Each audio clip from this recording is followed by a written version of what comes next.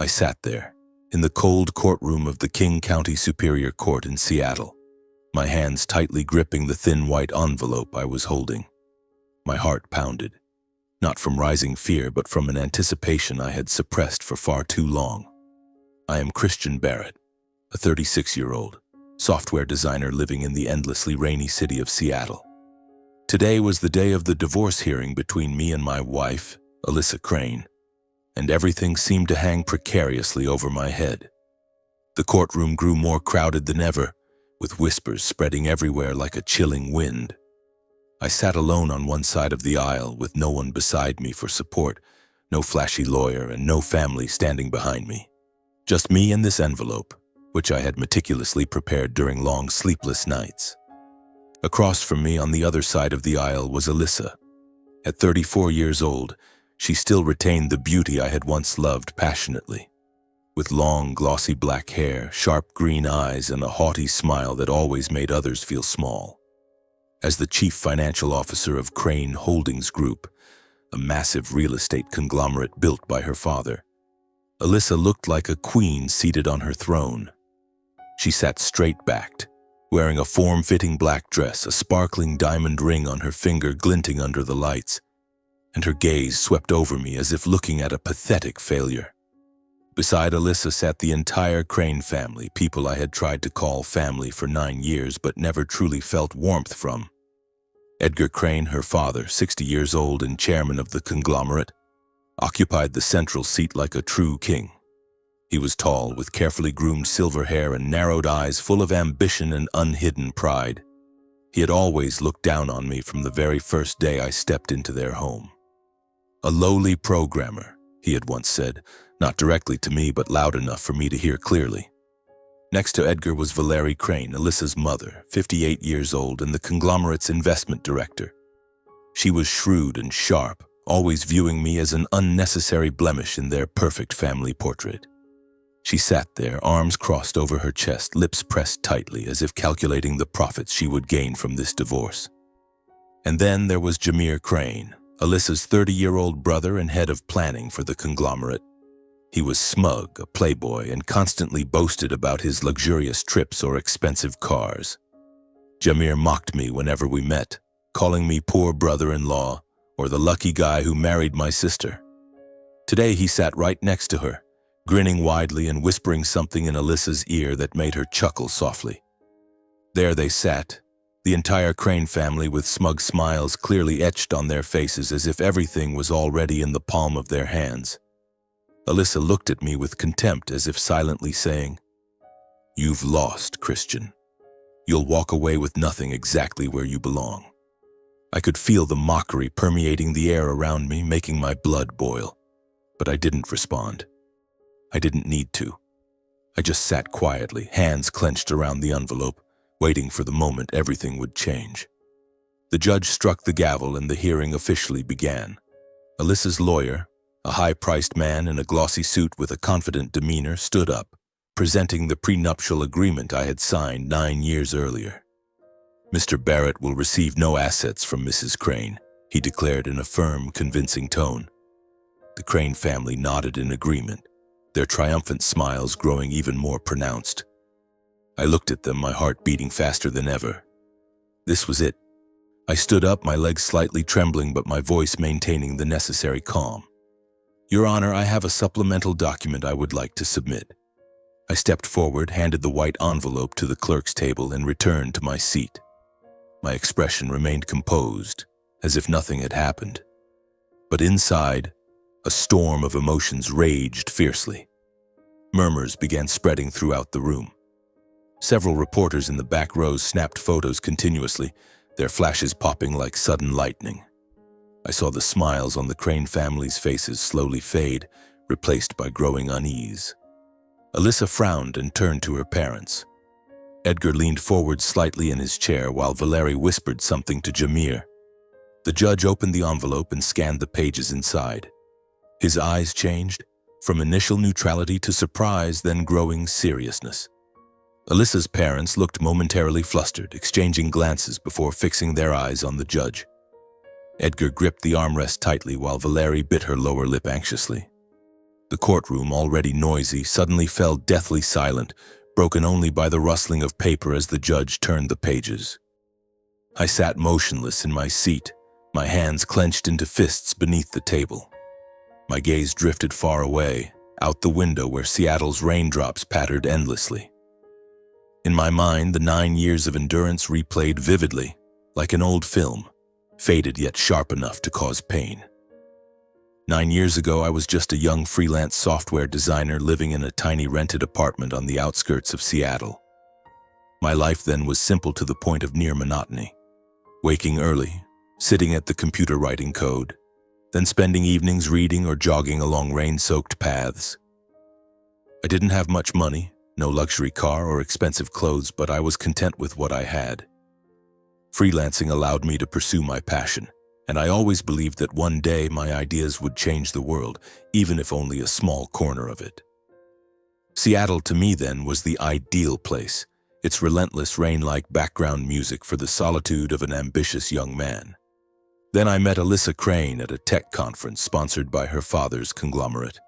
It was a major event with hundreds of attendees, from experts to wealthy entrepreneurs.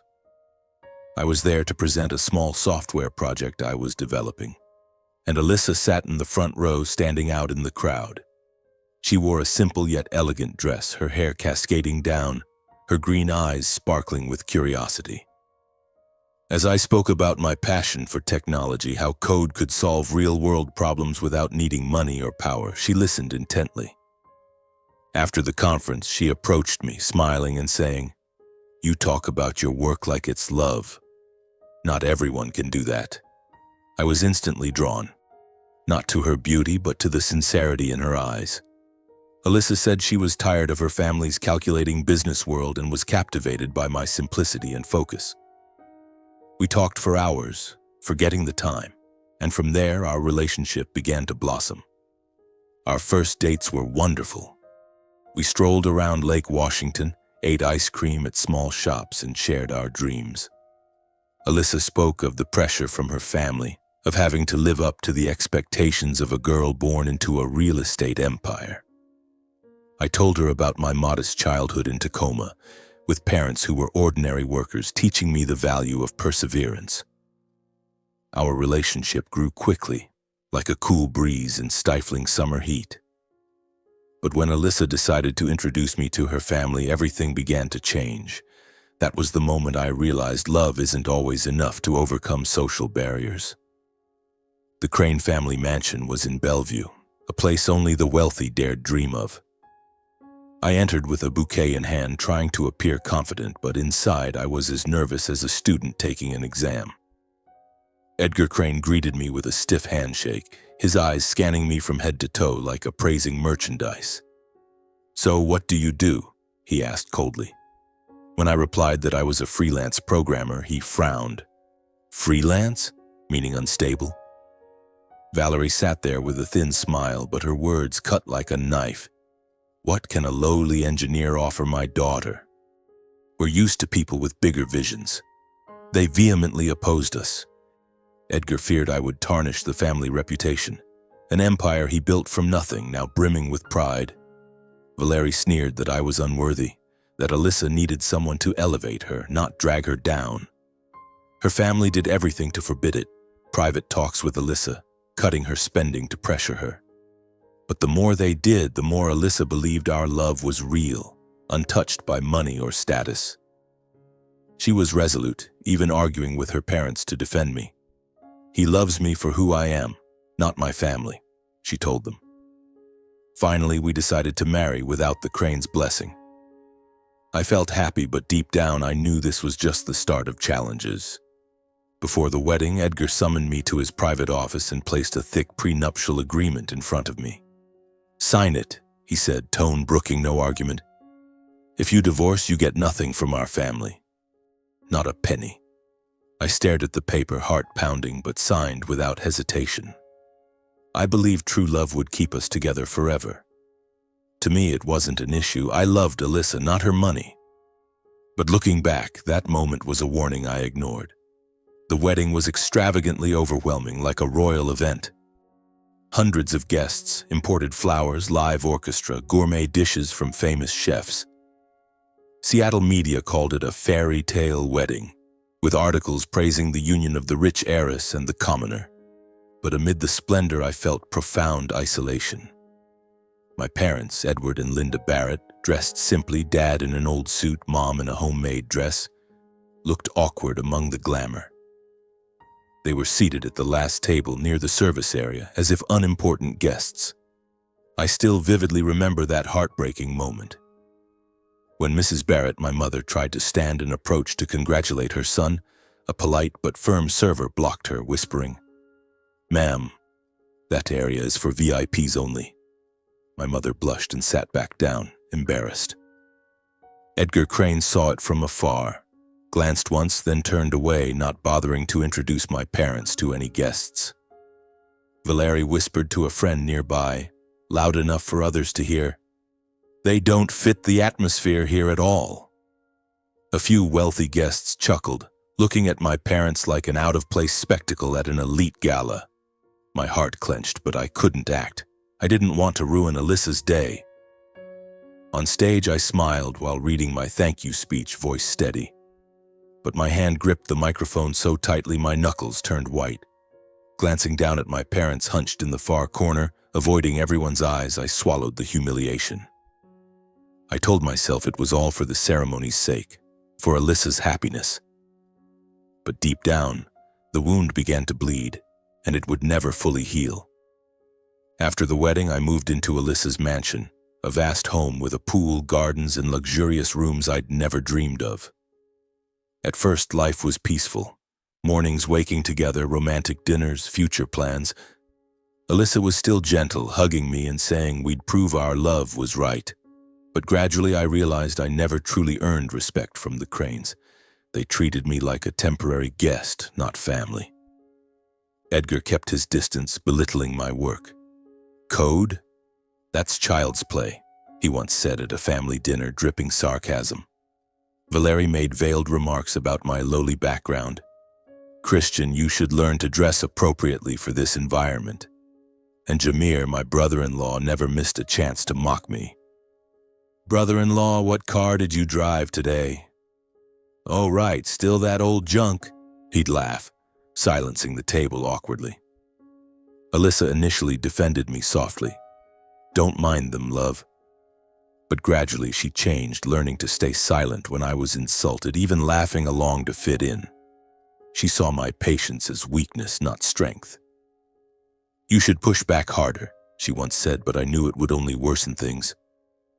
At every holiday or family gathering, I became the topic for gossip and jokes at the table. They'd talk about rich acquaintances, then turn to me. "And you, Christian, how's your project? Made $1 million yet?" Jameer led the teasing, and the family laughed, except me. I sat there, forcing a smile, swallowing each bite like swallowing stones. Through it all, I stayed silent, unresisting, trying to keep our daughter, Ely, born 2 years into the marriage, in a complete family home. Eli was a beautiful girl with her mother's smile, the only reason I endured. I didn't want her growing up in a broken home, witnessing parents arguing over status. In those years, I worked relentlessly, partnering with a close friend to develop a new tech app, a smart retail management system. It was the only thing making me feel valued in a world constantly reminding me I was nothing. Late nights while the house slept, I sat at the computer coding, dreaming of the day this project would succeed, proving I wasn't the failure they thought. But deep down, I knew the pain was building, and one day, it would explode. After 6 years of marriage, when Ely turned 4, our life began to change, quietly but noticeably. My wife grew increasingly distant, as if an invisible wall was rising between us. She was often away from home, always citing work at Crane Holdings Group, prolonged overseas business trips lasting weeks. At first, I tried to convince myself it was just job pressure. She was the CFO, dealing with major deals and important meetings. But gradually, her absences became routine, and I felt the distance more acutely than ever. Mornings, I woke alone, brewed coffee for myself, and stared at the untouched side of the bed, Ely, our 4-year-old daughter, often asked, "Where's Mommy, Daddy?" I'd smile and say Mommy was busy but would be home soon. Family dinners grew rare, from cozy evenings filled with laughter to just Ely and me facing each other across the vast table. Alyssa would call late, voice tired but curt. "I'm at the office late, eat without me." My messages. Simple check-ins like, "Have you eaten?" Or, "How was your day?" Got terse replies, sometimes just fine or busy. I felt like I was talking to a stranger, not the woman I once loved passionately. My heart grew heavy. Lying alone at night, I wondered if our marriage was cracking. But I stayed calm, cared for Ely, took her to school and continued my work, hoping it was temporary. Then one evening, everything changed. I came home after a long day at the startup, tired but cooking dinner for Ely. She was playing with toys in the living room, giggling with her favorite doll. Alyssa had texted she was at a conference in Portland and would be late. I tidied her desk, a habit to help her relax, when I found a dinner receipt for two mixed in the papers. The receipt was from a fancy lakeside restaurant, dated the same day she claimed to be in Portland. My heart raced. A chill spread from my chest to my limbs. Why dinner for two? And why not in Portland? Doubt sprouted like a toxic seed in fertile insecurity. I tried to dismiss it, maybe a business partner, but deep down I knew something was wrong. From then on, I quietly monitored her. Not to play detective, but fear gnawed at me daily. I checked her schedule, tracked via the location-sharing app we'd installed for safety. And then, the painful truth. Alyssa was with a man named Ryan, the personal trainer she'd hired for gym sessions. They frequently entered and exited a lakeside hotel, holding hands, laughing intimately like a couple in love. The first time I witnessed it from afar through my car windshield, my heart shattered. Alyssa, the woman who vowed eternal love, was embracing another man under the hotel's neon glow. I sat there, gripping the steering wheel, tears rolling down unnoticed. Why? We had Ely, a home. How could she betray us? Doubt turned to real pain. Our marriage teetered on the edge. Instead of hiding, Alyssa grew brazen, as if she no longer cared to conceal it. Late nights increased. Sometimes she didn't come home, texting briefly, staying at a hotel near the office. I lay awake, listening to the clock tick, wondering where she was, what she was doing with Ryan. I stayed composed for Ely, but the pain eroded me daily. Life became an endless cycle. Work, childcare, maintaining a normal facade. One evening, with Ely asleep, I decided to confront her. I waited in the living room, heart pounding. The door opened. Alyssa entered, weary but defiant, as if anticipating this. She was still beautiful, messy hair, form-fitting dress, but the old gentleness was gone. I asked where she'd been, voice calm to avoid waking Ely. She tossed her bag on the sofa, removed her earrings slowly, and replied coldly, "Stop asking about things that don't concern you." It felt like a slap, but I explained I didn't want to doubt, just understand what was happening to our family. We had Ely. We were once happy. Why this? She turned, smiling contemptuously. "Know your place. Don't try to control me, you have no right."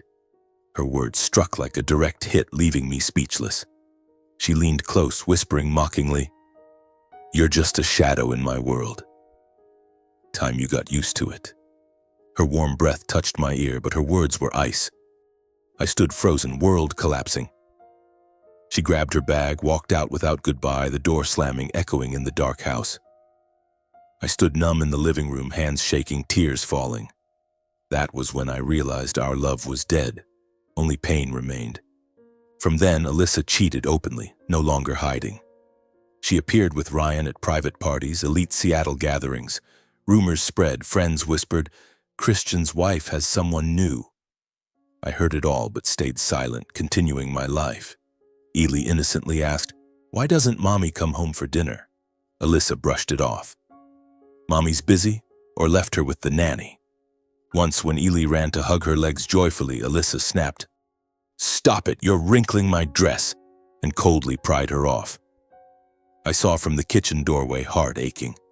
I rushed over, scooped Ely up, held her close, shielding her from her mother's cold gaze. "Daddy's here," I whispered, stroking her hair, eyes filled with unspoken sorrow. Ely cried. I comforted her all night, wondering why Alyssa had changed so much. I began crumbling silently. Once resilient, I was breaking piece by piece. Days, working relentlessly to keep the startup afloat. Nights, devoted father giving Ely all my love, but outside rumors persisted. His wife has another man. I heard, said nothing. Each day was a repeating nightmare. When Ely slept, I sat on the balcony watching Seattle's silent rain, wondering how much longer I could endure. The simmering pain built. I knew it would explode sooner or later. After many such sleepless nights, I decided I had to act. I couldn't just sit there, letting doubt and pain gnaw at me any longer. I needed an explanation to understand why my wife, the woman who once meant everything to me, had changed beyond recognition. And if not from her, then perhaps from her parents, who had witnessed it all from the start. They were family. They had to know something. Or at least, after 9 years of enduring their contempt, they might offer a shred of sympathy, some advice to save this marriage. I drove to the Crane mansion on a rainy afternoon, hands gripping the steering wheel, heart pounding as if about to burst. The familiar road to Bellevue now felt heavy, each turn a reminder of times I'd come here hoping for acceptance. Rain pattered on the windshield, blurring like the confusion in my mind. I told myself, just talk, Christian. They'll understand. Stepping into the vast mansion, a chill enveloped me. Edgar sat in the living room on a luxurious leather chair, eyes cold as ice. He didn't stand to greet me, just glanced once and looked away as if I were an uninvited guest. Valerie sat beside him, arms crossed, leaning back with a contemptuous smile clearly etched on her face. She wore a silk robe, still sharp and powerful as ever, but her eyes dripped with mockery. Jameer wasn't there, fortunately, but his absence didn't ease the atmosphere. I stood, hands slightly trembling, trying to keep my voice steady as I greeted them. "Hello, Mom and Dad," I said softly. They didn't reply, just nodded curtly. My heart sank, but I stepped in, sat opposite them, and poured it all out. I told them everything, from Alyssa's frequent absences, the strange receipts, to seeing her with Ryan firsthand. I didn't accuse or lash out. I just said I wanted to understand why their daughter had changed so much. "I love Alyssa," I said, voice trembling. "I've done everything to keep this family together. But now, I don't know what to do. Can you help me? Just some advice." I looked at them, hoping for a flicker of empathy, a sympathetic glance for granddaughter Ely suffering her mother's coldness. But they exchanged looks, then smirked, a smile that froze my blood. Not joyful, but scornful, as if my story was a trivial joke. Edgar spoke first in a calm tone, like discussing a business deal rather than his daughter's life. "Alyssa's grown up," he said evenly, without emotion. "She has the right to live as she wants. A real man doesn't question where a woman goes. Learn to accept it." His words stabbed my chest. Grown up? Her right? Was he justifying his daughter's betrayal? I sat, mouth dry, searching for a reply, but Valerie cut in, voice commanding, sharp as a blade. "Know your place, Christian. Our family doesn't need a troublemaker like you. Don't complicate things further." She stared, eyes flashing contempt, as if I were a lowly intruder in their elite world. Hearing that, my face drained of color, pale as paper. My heart ached. Disappointment surged, nearly bringing tears. Empathy? Explanation? They not only refused to help, but kicked me while down. But I stayed silent, no retort, no argument. I bowed politely and turned to leave the mansion. Outside, rain still fell, soaking me, but I felt no cold. The inner pain was far colder. Driving home, I wondered, how wrong was I to hope from them? That was when I realized this marriage was beyond saving. No way back. Back home, the now empty mansion, I found Alyssa at her vanity, likely preparing for a party with Ryan or some event. She wore a striking red dress, hair loose, still beautiful and proud. I stood at the door, watching her through the mirror, heart heavy. She glanced at me but said nothing, continuing her eyeliner. I took a deep breath, stepped in, and calmly placed the divorce papers on the vanity. The thin white sheet held all my years of suffering. "Alyssa," I said softly, "we need to talk." The moment she saw the papers, the room exploded like a bomb. She sprang up, hurling her jewelry box to the floor with a crashing echo, eyes blazing with fury. Her face twisted in anger, green eyes now hostile. "What is this?" she snarled, pointing at the document. I stood still, trying to stay calm, but my heart raced wildly. She stepped close, so near I smelled her familiar perfume, voice shaking with rage. "You think you can just walk away? Who do you think you are to do this?" Her words pricked like needles, but I didn't respond, just gazed at her long, searching for traces of the woman I once loved. She laughed, a defiant, echoing cackle like a demon's. Not joyful, but mocking, as if I were a joke to her. "Go ahead if you're so great," she said, voice rising with sarcasm. "But remember, when you leave, you'll have nothing. No money, no status, no home, no child. You'll go back where you belong, a poor, useless nobody." Her words were the final blow, shattering what remained in my heart. Nothing? No child? She was threatening to take Ely, strip everything I'd built just to prove I was nothing. I stood speechless as she turned and stormed out, high heels pounding the wooden floor. The door slammed, leaving me alone in the dark room, feeling my life collapse in that instant. I slumped into a chair, hands shaking as I held the divorce papers, tears falling uncontrollably. 9 years of endurance, love, sacrifice ended in those cruel words. I thought of Ely sleeping in the next room and wondered if I'd really lose her. Fear surged like an approaching storm. But deep down, part of me grew clearer. I couldn't let them take everything. I had to fight, not with words, but actions. That was the night I decided they wouldn't win anymore. After that tense evening, I couldn't stay in the mansion another second. What was once a home had become a prison filled with painful memories. I packed in the dark, taking only a few old clothes, my laptop containing all my work and some of Ely's favorite toys. Ely was sleeping soundly, cheeks rosy, smiling in her childish dreams. I kissed her forehead lightly and whispered, "Daddy will protect you," then quietly left. I drove aimlessly through Seattle's rain, heart heavy, unsure where to go. Eventually, I rented a small apartment on the outskirts, much like my old single days. Cramped, simple, with a musty smell and rain pattering on the tin roof. It wasn't a home, just temporary shelter, but at least here I could breathe without the crane's contempt suffocating me. The next morning, I officially filed for divorce at King County Court, citing irreconcilable differences. I awaited the hearing, anxious yet faintly hopeful justice might favor me. While waiting, my life became a string of lonely days. By day, I went to the startup office, working alongside my best friend, Mike, who had been with me from the start.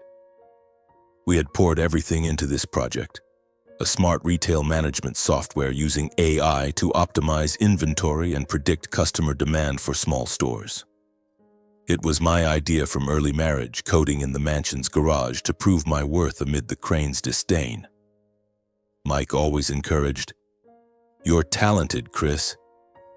Don't let them discourage you." Now, with the marriage crumbling, the project was my only anchor. I threw myself into work, forgetting meals and sleep, coding as if to purge the pain. Ely stayed with me on weekends per temporary agreement. She was the faint light in my darkness. We played in the small apartment, ate takeout pizza, and I told her fairy tales, stories of a boy. Then suddenly everything changed. Our years-long startup project received a buyout offer from a major tech conglomerate. They valued the company at $60 million, a figure beyond my wildest dreams. My heart raced when Mike called, "Chris, we did it. They want to buy and the price is higher than expected." We met the team, discussed all night. Finally, we agreed to sell, This was a life-changing opportunity. With my 45% stake, after taxes and splits, I received about $27 million. The amount exploded in my mind, but I kept silent, telling no one. Not Alyssa, not the Cranes, not even my parents. I moved the money to a separate account, invested part in safe funds, and kept it secret like a trump card. They thought I'd leave penniless? They'd soon learn their mistake. Excitement surged. This wasn't just money, it was proof I stood on my own without them. In the following days, I lived simply in the small apartment, eating frugally, focusing on trial preparation. My lawyer, an old friend, advised, "You need to prove you can stably support Ely." I nodded, but in my mind, the $27 million was a secret weapon. I thought of my parents in Tacoma, their old house, and promised myself to buy them something better when this ended. But for now, patience. Seattle's rain fell endlessly, as if weeping for my losses, but I began feeling stronger.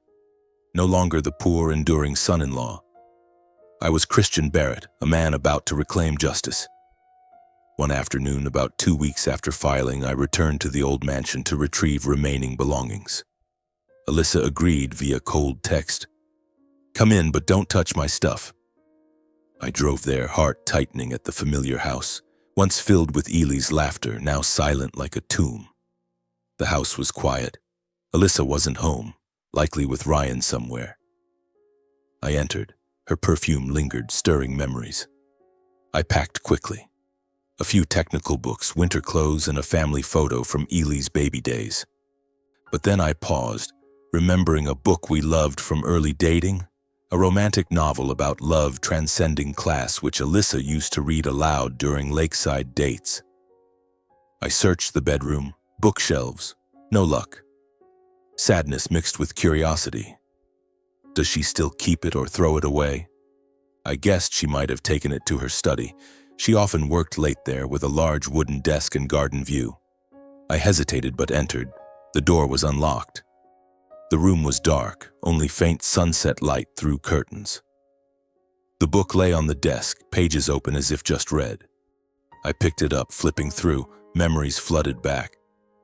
Early days when Alyssa smiled gently, saying this book mirrored our love story. My heart ached, but I pushed it aside, intending to take the book and leave immediately. Then inadvertently, my eyes glanced under the desk. The small safe Alyssa used for important documents was slightly ajar. A tiny gap, as if she'd left in a hurry and forgotten to close it. My heart beat faster. Why open? She was always careful with this safe, never sharing the code with me. Curiosity and strange intuition made me pause. I knelt, hands trembling as I fully opened the safe. Inside were thick stacks of documents, bank statements, shell contracts, forged receipts, all clearly stamped with Crane Holdings Group logos. I grabbed a few, scanning under the desk lamp. Huge figures, transfers through Cayman shell companies, fake invoices for tax evasion, clear evidence of large-scale money laundering. My heart pounded audibly. Breathing grew ragged. In that moment, everything became clear. Alyssa wasn't just betraying our marriage, but covering financial crimes for her family. This wasn't personal anymore, it was criminal, involving millions, potentially toppling the Crane empire. I sat on the floor, hands shaking as I flipped more pages, confirming Edgar and Valeri's involvement with their signatures on contracts. Shock paralyzed me for minutes, but clarity returned. This was an opportunity not for revenge, but justice. I took out my phone, carefully photographing every document page by page, ensuring clarity. The flash lit the dark room like lightning, revealing truth. I rearranged everything exactly as found, left the safe slightly ajar, and exited the room. Stepping out of the mansion, the rain had stopped. Weak sunlight broke through. Anger no longer blinded me, only cold clarity of someone about to expose truth. I drove back to the small apartment, mind racing with plans. Contact the lawyer, prepare the file, await the trial. The $27 million from the startup now meant more. I could hire top lawyers, protect Ely, face the Cranes fearlessly. In the days that followed, I lived in a state of suspense mixed with determination. Each morning, waking in the cramped apartment, I brewed bitter black coffee and sat at the computer reviewing the photos from the safe. The numbers, signatures, shell contracts, all irrefutable evidence of Crane Holdings Group's money laundering and tax evasion. I printed them out, organizing into two separate files, a thin one on my personal assets from the startup, proving I wasn't penniless, the thicker one marked with red clips holding the real bombshell. My lawyer, Mr. Thomas, a middle-aged man experienced in complex divorces, shook his head in astonishment. "Christian, are you sure? This isn't just divorce anymore, it's criminal allegations." I nodded firmly. "I'm sure. They've taken too much from me. Now it's time they paid." He agreed to help, and we prepared meticulously, anticipating every Crane reaction. Then the day arrived. The divorce hearing between me and my wife took place at King County Superior Court in Seattle, drawing massive media attention. Reporters swarmed from early morning, flashes popping, crowding the entrance with mics and cameras.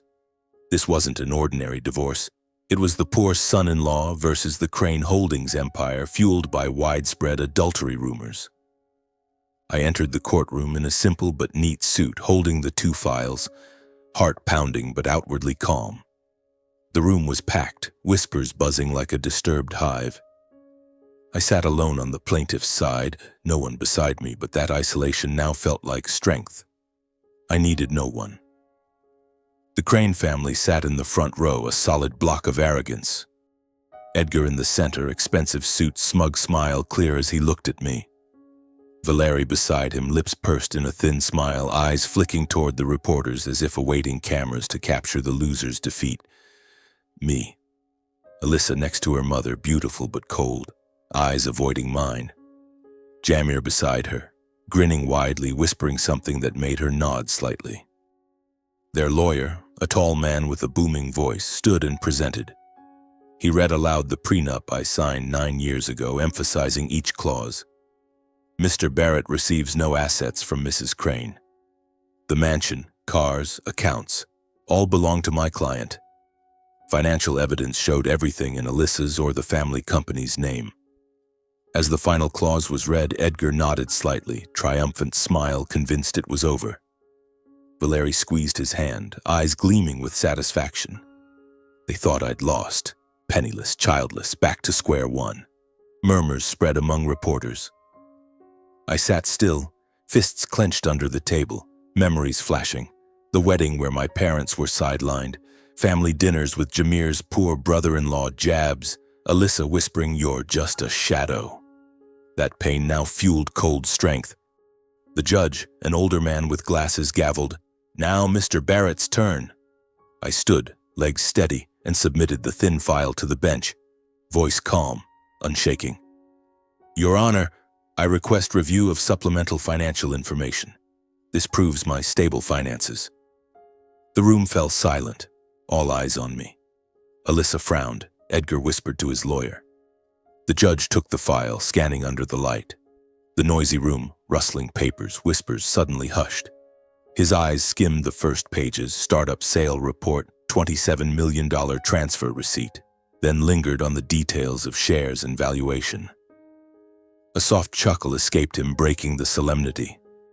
Not mocking, but surprised amusement.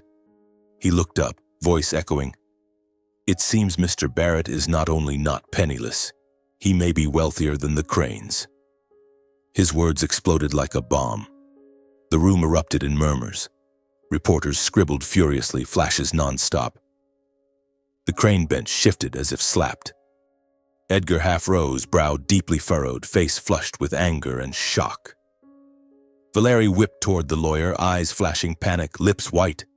Alyssa froze, hand gripping her bag strap until knuckles bulged. Jamir's mouth hung open, grin gone, replaced by bewilderment. Whispers rippled like waves.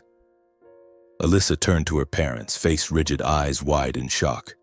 Press noted frantically, lenses swinging to me, flashes blinding. I stood composed, bowing slightly, voice steady. "Your Honor, I seek no Crane assets. I only request confirmation of divorce and custody of my daughter, Eli." His words amplified the chaos. "They thought I'd beg? No, I was rejecting them, their empire once used to crush me. But that was just the start. I inhaled deeply and submitted the second, thicker file, red-clipped prominently. "And Your Honor," I said evenly, "I have further information on the defendant's finances that may impact the case." The judge took it, flipping the first pages. Safe photos, laundering statements, shell contracts. His face immediately serious, surprise turning grave. He skimmed lines, eyes narrowing, then declared firmly, "Based on this, the court suspends civil proceedings immediately. The entire file will be forwarded to the U.S. Attorney's Office for investigation into fraud and money laundering by Crane Holdings Group." His announcement struck like thunder. The room descended into chaos, shouts, chairs scraping, reporters surging. Edgar paled, leaping up in protest, voice shaking. "This is forged. Slander. We'll countersue."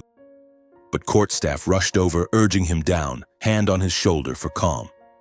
Valerie trembled uncontrollably, hand over mouth, eyes wide in panic. Alyssa bowed her head, hair hiding her face, shoulders shaking as if crying. Jameer sat frozen, face ashen. I stood motionless, eyes not hateful, just coldly composed, heart pounding but not from fear, relief. As the clerk read the final decision, divorce temporarily granted, criminal probe launched, the press exploded. Reporters bolted out, hot news. Crane divorce turns criminal. Crane Holdings CEO under financial probe.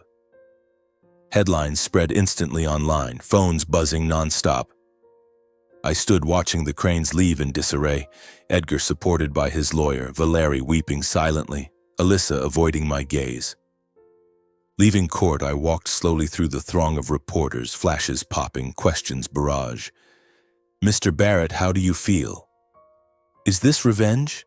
I said nothing, just smiled faintly, feeling for the first time in years. Justice on my side, no further words needed. Just one day after that divorce hearing, everything exploded like a time bomb I had set.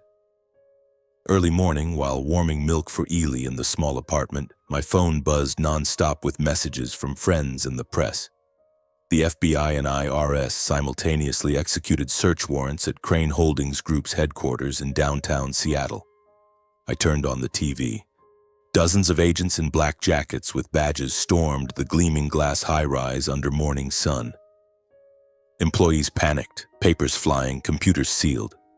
Edgar Crane, Alyssa's father, was led from his private office, hands cuffed behind his back, yet trying to maintain his chairman's posture, shoulders straight, head high, though his face was paper white. His eyes still forced pride, glancing defiantly at cameras, as if this were a minor misunderstanding. But I knew it was the end. Reporters crowded the gate, shouting, "Mr. Crane, any comment on the money laundering allegations?" He said nothing, stepping into the agent's car, door slamming shut. News erupted across every channel, a flood sweeping Seattle. Headlines screamed, "Crane Empire faces massive money laundering and tax evasion probe" on the Seattle Times front page. From pinnacle to abyss, Crane Holdings raided by FBI after shocking divorce on CNN. Company stock plummeted record low at market open, from $150 to $20 per share, losing over 80% in hours. Partners withdrew funds en masse, canceling contracts. Major California builders sent termination letters. Banks refused further loans. I watched, gripping my coffee mug, heart pounding with suspense and satisfaction. This wasn't revenge, it was justice. I recalled Alyssa's late nights with tense looks, secretive calls she hid. Now clear. She wasn't just cheating, but part of that criminal network. Ely sat nearby, innocently asking, "Daddy, why are people talking about Grandma and Grandpa?" I hugged her, whispering, "Just grown-up stuff, sweetheart. Daddy will explain later." Valerie Crane, Alyssa's mother, was arrested soon after at her Bellevue mansion, the vast home I once visited with futile hopes. TV captured her exiting, hands trembling on her bag, forcing a smile before the throng of reporters. The smile was fragile, masking inner panic, eyes darting, shoulders slightly shaking, clinging to her usual sharpness. "Mrs. Crane, are the tax evasion charges true?" a reporter yelled. She said nothing, entering the police car, dark windows hiding her face. Watching on TV, emotions mixed. She once mocked me as superfluous, whispered about my poor background. Now this shrewd, powerful woman faced prison. Meanwhile, Alyssa was summoned to the FBI office. I didn't witness it, but press detailed. She arrived alone, black coat, face hidden by sunglasses. She sat at the interrogation table for hours, weary, eyes sunken from sleepless nights. Shown the documents, my safe photos with her signatures on shell contracts.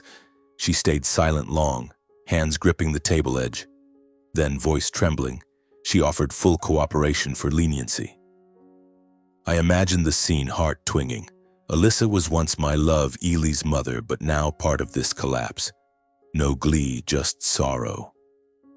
Ely asked about Mommy. I explained simply, Mommy's handling things, but she loves you. The child nodded, but sad eyes broke my heart. Anticipation grew for the future. Would Alyssa go to prison? Would Ely lose her mother? The investigation lasted 3 months, links unraveling like falling dominoes. FBI dug into Crane Holdings' finances. Cayman shell companies transferring millions to evade taxes. Ghost investment funds in Luxembourg existing only on paper. Money chains through 4 countries, from US to Switzerland, Cayman back via fake contracts. All bore Edgar and Valerie Crane's signatures or orders. He directed, she legalized flows through sham investments. Daily headlines: FBI uncovers another $50 million laundered through Crane Holdings. Stock kept crashing, employees quit en masse, offices emptied. I followed remotely via news and lawyer calls. Those 3 months were tense waiting for me. I moved Ely in full time, took her to school, cooked, told stories, building normalcy. My parents visited from Tacoma. Mom hugged me crying. Son, you've suffered so much. I told everything except the money. $27 million still secret. I used part to buy a small lakeside house for our future. Ely laughed more, played with me, but sometimes asked, Will Mommy come back, Daddy? I hugged her. Mommy will be okay, but now it's you and me. Excitement built as the criminal trial neared. Press hunted me. I declined interviews. I just want peace for my daughter. The criminal trial unfolded at Seattle Federal Court, drawing international media. The room overflowed with cameras. Edgar sat in the defendant's chair, gray prison suit replacing expensive ones, face gaunt but clinging to pride. Valerie beside him, hair grayer, eyes red. Alyssa sat apart, thinner, avoiding my gaze, though I was in the witness row. The prosecutor presented evidence. Safe documents, Alyssa's testimony, bank witnesses. Edgar got 18 years for money laundering, tax evasion, financial fraud. He bowed his head at sentencing, pride shattered. Valerie received 8 years for aiding and legalizing flows. She sobbed, hand covering her face. Alyssa Crane was sentenced to 2.5 years for storing records, concealing evidence, abetting family financial fraud.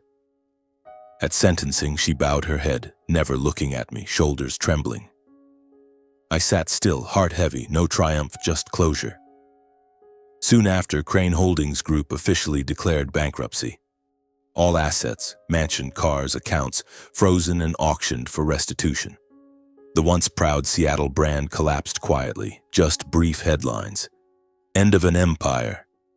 Jameer, Alyssa's brother, vanished from the city. Rumors said he fled to Europe with remaining funds. I watched from afar, emotions mixed. They tormented me, but now lost everything. Wedding memories flashed.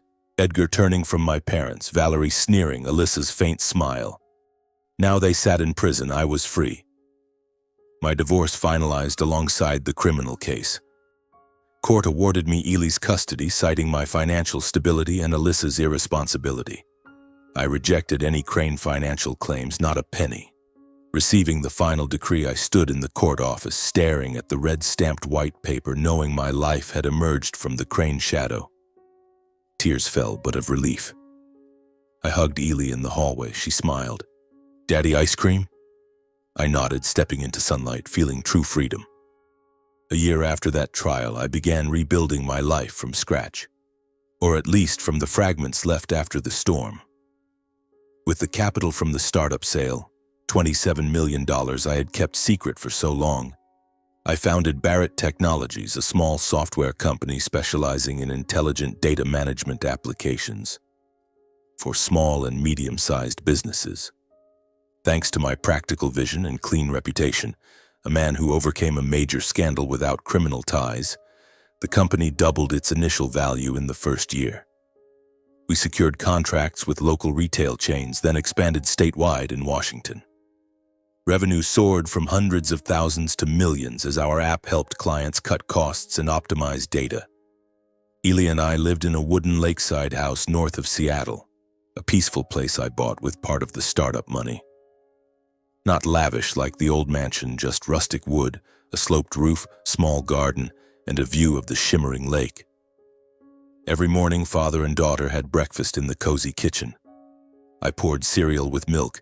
Ely sat in her high chair, giggling about school. "Daddy, today I drew a lake picture," she'd say excitedly. I'd smile, stroke her hair, then see her off biking to school, the little path by the lake, breeze carrying pine scent. With earnings from Barrett Technologies and remaining startup funds, I bought my parents, Edward and Linda, a comfortable home in Tacoma suburbs. Not large, but cozy, with a small vegetable garden, spacious living room, and modern kitchen. Things they never had in their hard-working lives. I remember the day I showed them. Mom cried, hugging me tight. "Son, how did you do this?" Dad, the quiet man, just patted my shoulder, eyes red. "You've grown up." Every weekend, Ely and I drove to visit. The familiar road through lush forests. We'd dine around the wooden table. Mom's simple roast, Dad's old stories of my Tacoma childhood. River fishing, perseverance lessons. Ely listened raptly, laughing at Grandpa's jokes. I sat there, feeling simple happiness money can't buy. Family laughter, home-cooked smells, proud parental eyes. This new life flowed peacefully, but one autumn afternoon, with golden leaves drifting outside, everything stirred gently. I was in my small office reviewing Barrett Technologies' new projects, an AI retail trend predictor, when the doorbell rang. A white envelope arrived by mail, no stamp, just handwritten outside. From Alyssa. My heart raced. A strange excitement surged. Alyssa, my ex-wife, now serving 2.5 years in federal prison. I hadn't contacted her since the trial, only hearing through news she was reforming well. The envelope sat on the desk. Her familiar shaky handwriting stirred memories. Early love letters, dreaming of forever. I hesitated long before opening, hands trembling slightly, wondering, what did she want? Forgiveness? Another threat? Inside was a short letter on thin white paper, handwriting shaky as if tear-stained. She wrote of prison months facing herself, sleepless nights reflecting on mistakes, betraying me and Ely, late regret after losing everything. "Christian, I was wrong," she wrote. "I hope you let me see Ely once, just to apologize." Her words stung. Not anger, but sorrow for someone once loved. The next morning, I decided to visit the federal prison, 2 hours' drive from Seattle. The long road through golden autumn forests, cool wind heightening my nerves. Would seeing her reopen wounds affect Ely? But I knew I had to face it, not for her, but to close the past. Alyssa entered the visiting room, much thinner than imagined, short hair, gray prison uniform.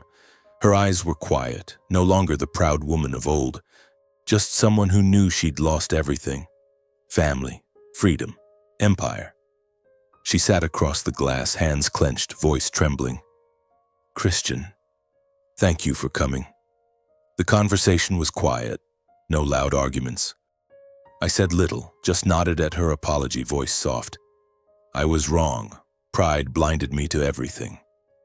I gently placed a recent photo of Ely beaming by the lake on the table. Alyssa looked, tears rolling, hand trembling as if to hug through glass. "She's grown," she whispered, voice choked. I stood, conveying with my eyes the past was closed, no promise of future meetings, just silent forgiveness. Leaving the prison, I drove home under a clear autumn sky, heart strangely light. Forgiveness wasn't because she deserved it, she caused too much pain, but because Ely and I deserved peace. Holding grudges would trap me in that darkness forever. That afternoon, I picked Ely up from school. She ran into my arms with her little backpack. We stopped by the lake near home, water reflecting the fiery sunset. Ely skipped stones, laughing. "Daddy, look how far the ripples go." I sat beside her, smiling, knowing new life truly began here. No hatred, just freedom and peace. The sun set slowly, lake sparkling, and I whispered to myself, I did it. 2 years have passed since that trial, and my life has changed completely. But not in the noisy or glamorous way I once imagined. It was a quiet transformation, like gentle waves rippling across the lake each morning. I am still Christian Barrett, a man once pushed to the brink of ruin but who rose again on his own 2 feet. One late year afternoon, as autumn leaves turned golden and a cool breeze began to blow, I drove Ely to Tacoma to visit her grandparents. The familiar road no longer felt heavy as before. No endless thoughts of the past, just soft music from the radio and Ely singing along in the back seat. "Daddy, will Grandma and Grandpa make cookies?" she asked, eyes sparkling. I smiled, stroking her hair through the rearview mirror. "Of course, they're waiting for you." Ely is now 6, taller, more lively, and her smile is the remedy that heals every lingering wound in my heart.